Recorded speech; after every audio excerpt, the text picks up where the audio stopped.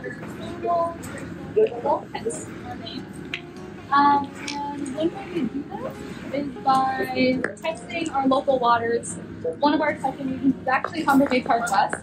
What we test for is E. coli in the water, and if it passes or fails, we'll put those results onto one of our applications called Swim Guide. I don't know if you guys have heard of it, but it's basically an app that you can easily download on your phone that's for water quality testing around local beaches and even beaches in like the US. It's very widespread, so it's really everywhere. So I just wanted to show you guys today about kind of how we do that, how we collect the sample. So this is called a World Pack. Not sure if you guys are familiar with this, anybody in science. But basically, we collect all of our water in here. We take this part off, and then we go into very cold water. Deep in.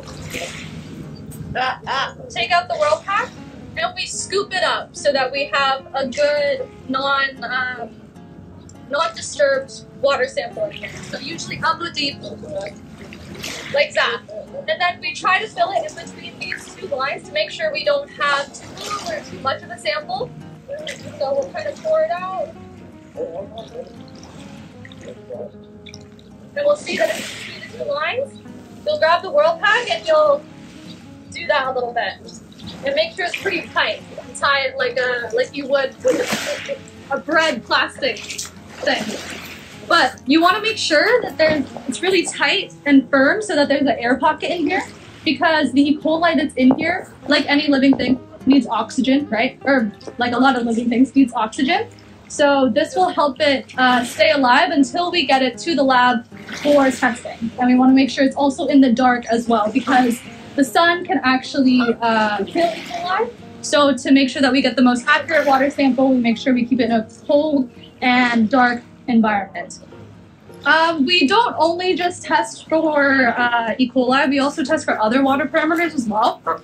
Another thing that we test for is dissolved oxygen. So that basically tells you how much oxygen is in the water, and that can tell us a whole bunch of things, right? Like if it's too little, then the fish will basically, and any other aquatic organism will suffocate.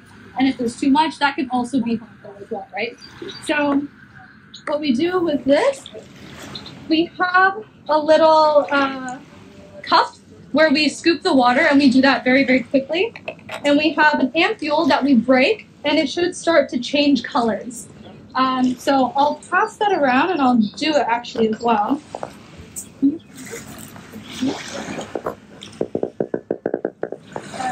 This is what the ampule looks like. It has some kind of liquid in it to react with the water to show us how much dissolved oxygen is in there. So basically, we'll take this,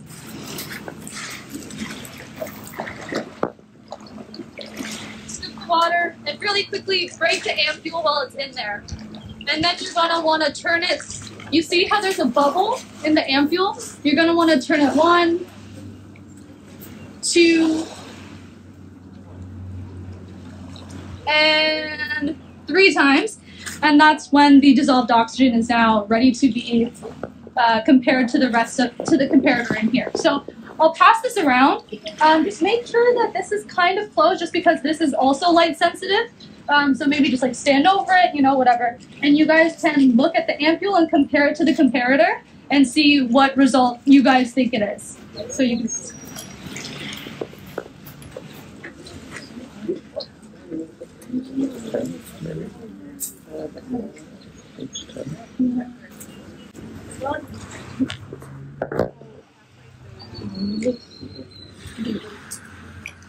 Yeah, so that's a point. Yeah. Okay. It does change over time too, so it might have been different for you guys than it was for you guys, so that's why we gotta do things pretty fast. And lastly, another thing that we test for is we do pH, chlorine, alkalinity, and conductivity, and hardness. So if you guys have any ideas as to what that is or any questions, ask me. I'm not going to go through definitions. What's conductivity? Conductivity is basically the ability of water to pass an electric current. So typically, if there's a higher conductivity, that's going to be more ions in the water, so more charged things in the water.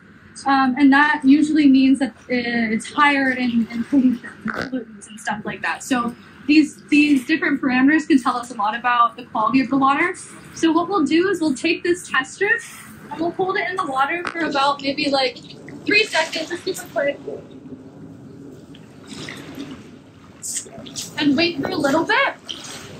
And similar to the dissolved oxygen, there's also a little chart on the back of these testing strips, and you just measure, or this way, you measure the color of the water and compare it to the results that you just got. So I'll also pass this around, and you guys can check for the pH, alkalinity, hardness. Does everyone still remember their number? I do. Yeah? Okay. So, okay. How about 3, 2, 1 on one? After one, everyone will say their number, okay? So 3, 2, 1. 8, 10, 12, right? 8. Oh, 8, 10, 12. So you see how it went through the group and it got a bit higher? So that's why when you're doing dissolved oxygen, you got to make sure you do it really fast because the results can change so quickly, right? Oh, like a boat? I highly recommend that you guys download it just because, you know, it lets you guys make a safer decision about where you think you should and should not swim. But the real main character, I would say, is E. coli. And for that, I would have to go back to the lab and do all my lab analysis. I can explain that if you like. But basically, we take this water sample that I took just now, and we put something called polluted in it. We make sure this is meant for only 100 milliliters, so we make sure we got the 100 milliliter line and then pour in the call alert. We shake it up and we put that in our incubator that's at 35 degrees Celsius, and we do that for 24 hours. At that point, when we take out the sample, they come out in these things called quantity trays. It's basically just a bunch of cells that have a bunch of the water sample in it. And if it turned yellow, then we know that that means that there was total coliform in it, which is another type of bacteria, but not necessarily harmful. These are actually what they look like. But yeah, everything that's yellow means that there was total coliform in it. Everything that has an X on it means that it flowed in our black box UV detector, and that means that there's E. coli in it. So this is a sample from Black Creek, which has known to have its challenges when it comes to E. coli monitoring. And this is actually from Humber Bay Park West. This was, oh, there's no date, but this was, oh, I think this was 2-ish weeks ago. So if you want to go pass these around too, you can compare the two sites and you can see that Black Creek, which has a lot more X's, meaning that there's a lot more E. coli compared to Humber Bay Park West. Wednesday afternoons, I'll post the results. I actually post the results for Humber Bay Park West, and you can see whether or not it passed or failed the E. coli threshold, specifically for Toronto. Yeah, Toronto has a different threshold than the rest of Ontario, I believe. Toronto's threshold is actually like more strict. It's 100 units versus I think the rest of Ontario is 200.